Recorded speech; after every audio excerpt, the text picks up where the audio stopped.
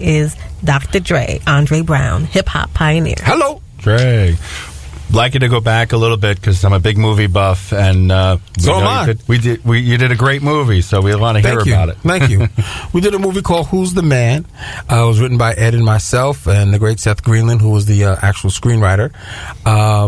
And it came out of an idea that Ed and I came up with about finding oil in Harlem, which was kind of some great, crazy thing. But us playing cops would be a very cool thing, but yet be... Because I always wanted to play like a great private detective, and he said, no, we should play cops. And I was like, no, private detective. So we came with this idea and doing the thing in the barbershop and all that fascinating stuff. And the great thing about Who's the Man, when it was finally released in 1993, we got the blessing of being released on the day of the Rodney King verdict. Ooh. What a beautiful thing.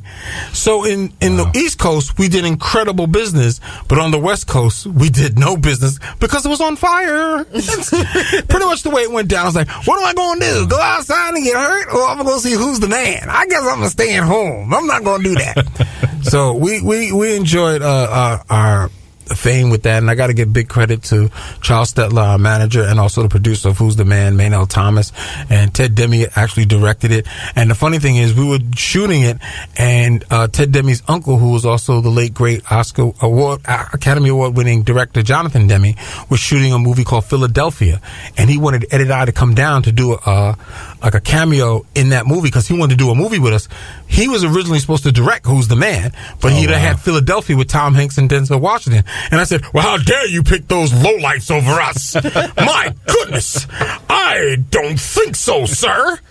But, they got a little career going on. A few Academy Awards. Who cares? Anyway, the fun part about Who's the Man, which is really interesting, when I watch a movie called Straight Outta Fiction, Compton, and they talk about, how, the whole riot act and that stuff, and I go, that didn't happen. And I'm sitting through the theater, I'm with my sons, and we're watching this thing, and I'm going, and my son's like, what's the matter? I said, that didn't happen. Dad, how do you know? I was there. I truly was there. That did not happen that way. This is some fictional Disney movie about NWA. I don't know, because there's one big scene in the movie Straight Outta Compton, where they're performing in Detroit, and they get, ushered off the stage by the police because they told them not to do the song F the Police. Right, I remember that. Yeah, I do too, because I was on the stage. Oh, wow. Filming Yo MTV Raps with Ed. And we watched the cops pull the M80s out of their pocket and throw them on the stage when they started doing the song. Because I was held up in the back because they thought I was Dr. Dre. Because they had gotten and ran down the street to the hotel and were hiding in their rooms. And it was like nothing wrong with that. And you know what? I give them all the credit for that movie. Congratulations on the success, the whole 9 yards. But my thing is, why not just tell the true story? You don't have to make it long, but why not address it? Because when you go back to the HBO special with Jimmy Iovine and the other Dr. Dre, I'm in that, and I'm going, wait a minute, how am I in your thing, but yet you don't address me in Straight Outta Compton? How does that work?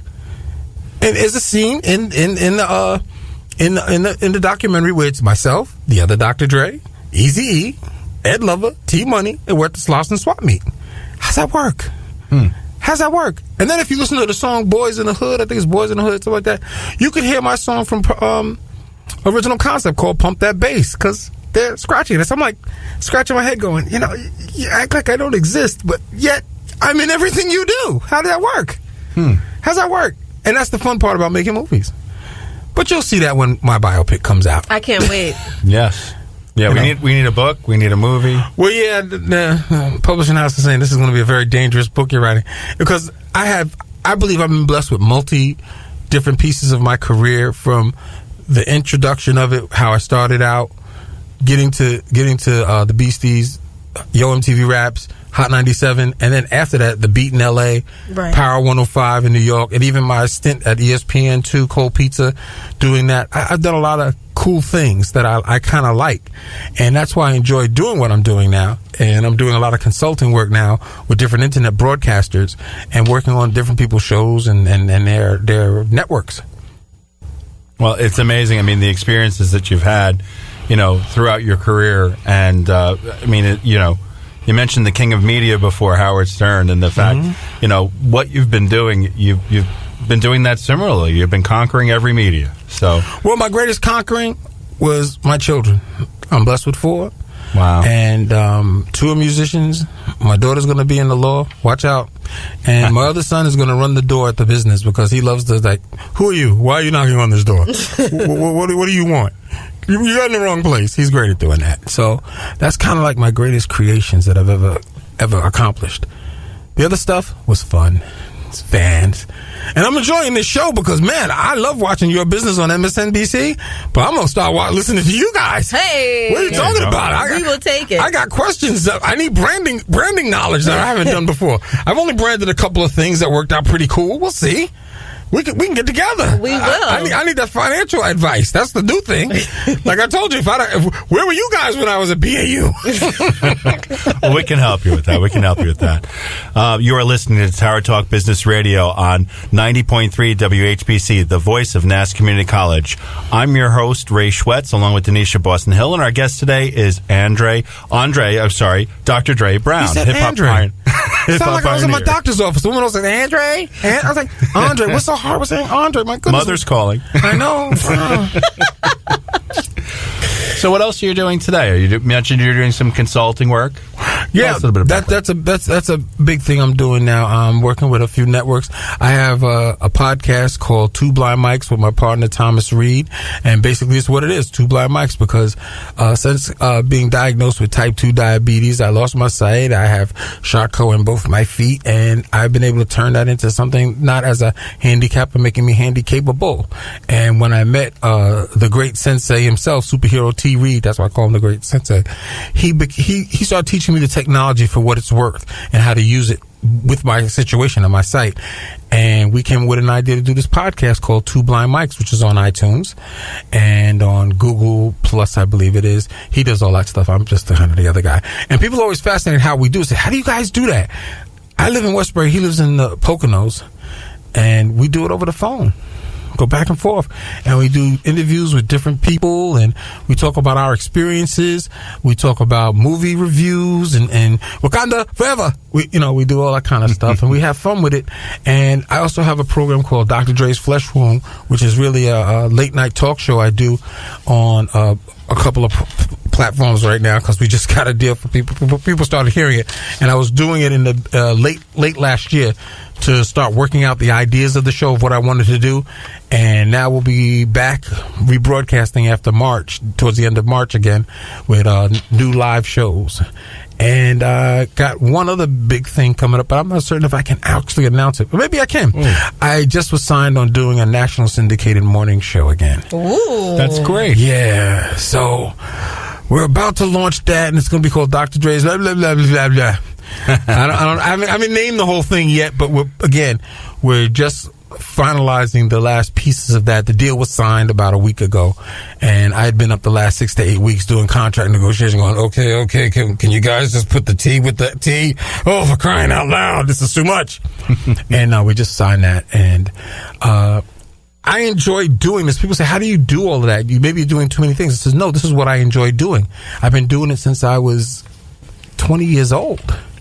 And I'm only 25 because Deneen's only 22, and I'm blessed. I mean, I got to meet Deneen Womack at Hot 97, and we became fast friends because Deneen used to come to my house and eat my mother's potato salad at the barbecue, and she used to come hang out with us, and we had a good time.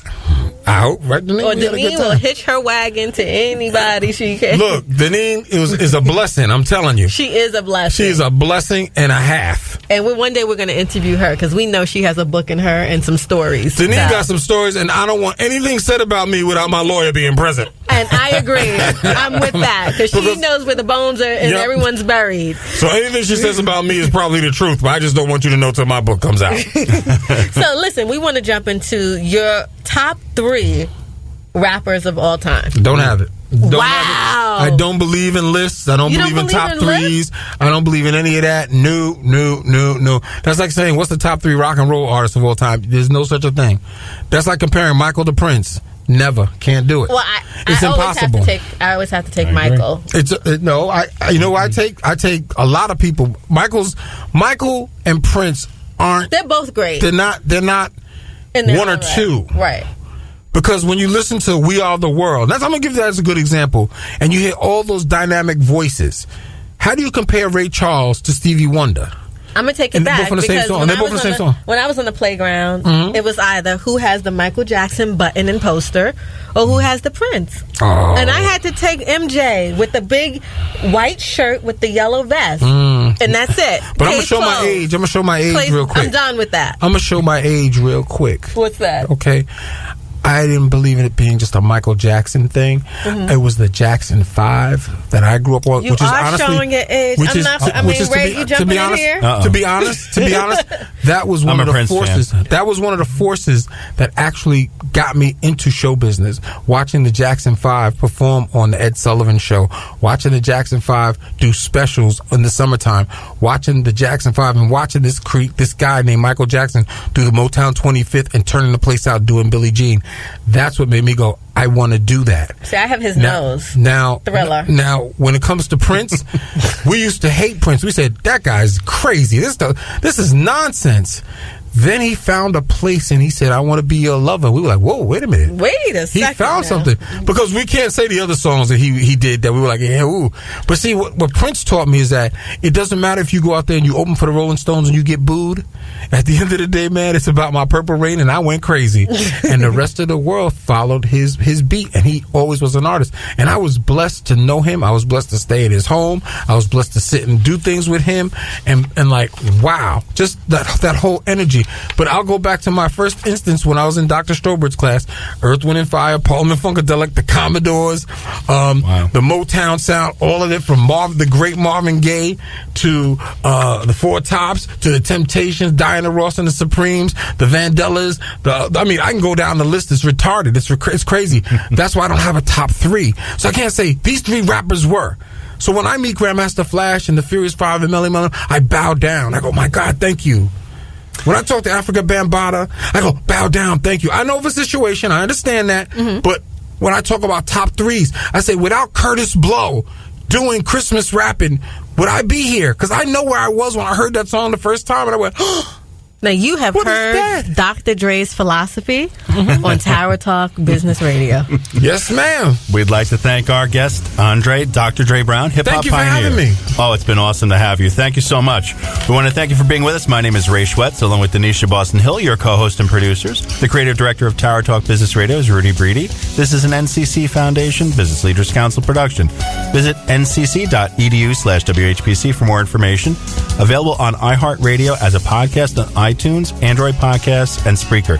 This has been Tower Talk Business Radio, powered by the Nassau Community College Foundation on the voice of Nassau Community College 90.3 WHPC. We'll talk with you next week.